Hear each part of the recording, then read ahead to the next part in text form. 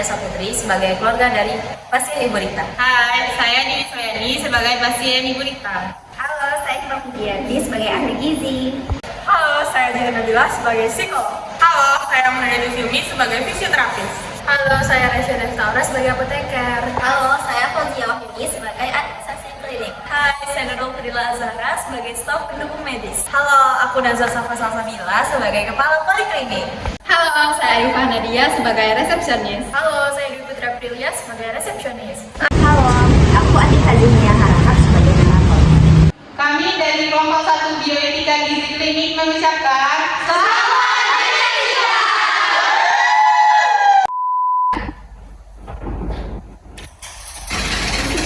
Ya, boleh saya masuk.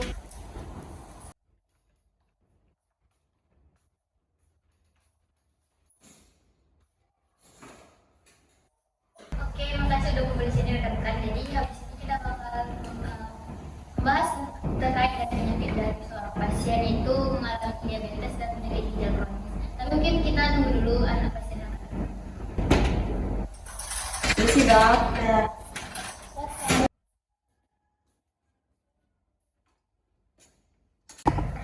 Oke, baik semuanya dulu kumpul di sini. Selamat datang Ibu Iva. Jadi tujuan kita kumpul di sini itu untuk membahas terkait penanganan dari ibunya Ibu Iva yaitu Ibu Rita, karena pasien ini merupakan seorang lansia yang mengalami komplikasi akan penyakit diabetes dan juga ginjal kronis. Nah, mungkin kepada Ibu Uji selaku ahli gizi. Baik, terima kasih dok. Ibu Rita saat ini itu dalam kondisi kritis karena kadang gula darahnya itu sulit terkontrol serta fungsi ginjalnya itu menurun. Kita pasti untuk segera mengintervensi ibunya. Namun dalam beberapa hal itu ada faktor penting yang harus didiskusikan seperti keadaan pasien, resiko, sama kemampuan finansial mereka. Oke Bu, kami sangat khawatir dengan kondisi ibu saya. Setiap hari semakin lemah. Apa yang perlu kami lakukan untuk membantu pemulihan beliau? Dalam hal ini kami akan berusaha untuk merekomendasikan yang terbaik.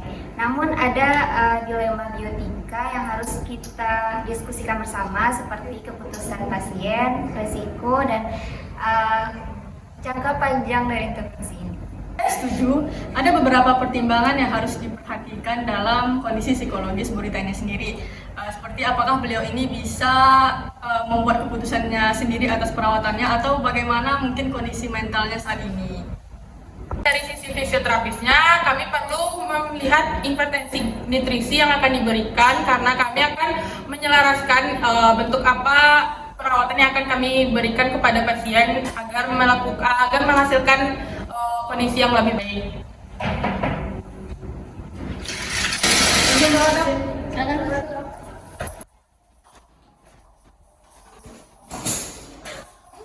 Oke, Mbak Iva, mungkin untuk terkait yang lainnya akan dijelaskan oleh petugas kesehatan lainnya. Di sini ada kepala klinik, habis itu ada apoteker, staf pendukung medis, sama administrasi klinik. Dari sisi sebagai apoteker, kami perlu mempertimbangkan interaksi obat-obatan dengan asupan nutrisi pasien. Dan saya berhati-hati dalam memberikan obatan supaya tidak membahayakan kondisi pasien tersebut. Dari administrasi sendiri, tim kami terlebih dahulu harus memperhatikan latar belakang keluarga pasien seperti finansialnya. Karena biaya perawatan nutrisi yang kompleks akan membebankan bagi pasien sendiri. Sebagai staf pendukung, kami akan membantu menyiapkan segala kebutuhan selama proses perawatan. Kami juga siap mendukung upaya pemulihan Ibu Rita. Baik, terima kasih untuk saran maupun pendapat dari rekan-rekan medis kalian terkait pasien. Dan dari untuk saya sendiri itu sekarang kita harus merangkum nih apa-apa saja isu bioetika yang sudah teridentifikasi dan juga solusi yang terbaik yang dapat kita berikan pada pasien. Dan juga kita harus memastikan nih apakah solusi yang kita ambil itu sesuai dengan prinsip-prinsip dari bioetika sendiri.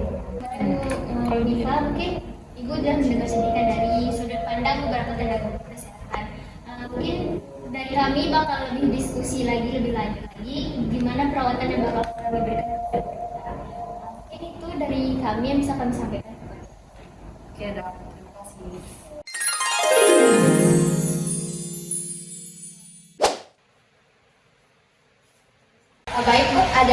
bisa membantu?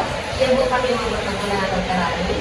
Sebelumnya Ibu udah buat janji belum sama dokter Rani? Oh iya, sebelumnya saya sudah menjadi sama dokter Rani. Kasih dong. Saya kemarin sudah mau berjanji dengan dokter.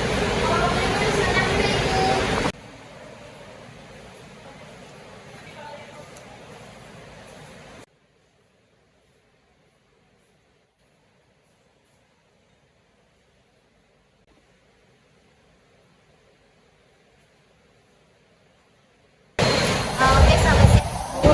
Jadi di sini saya, Bu Puji dan juga tenaga medis lainnya itu akan menjelaskan terkait hasil diskusi kami. Yang jadi setelah mempertimbangkan banyak hal dan segala aspek, kami sepakat untuk memberikan intervensi nutrisi kepada Bu Nisa itu berupa pemberian diet khusus dengan formula nutrisi enteral, di mana tujuan dari diet khusus ini akan membantu untuk memperbaiki status gizi dari ibu kita sendiri serta mempertahankan dari fungsi ginjal dan ibu kita sendiri.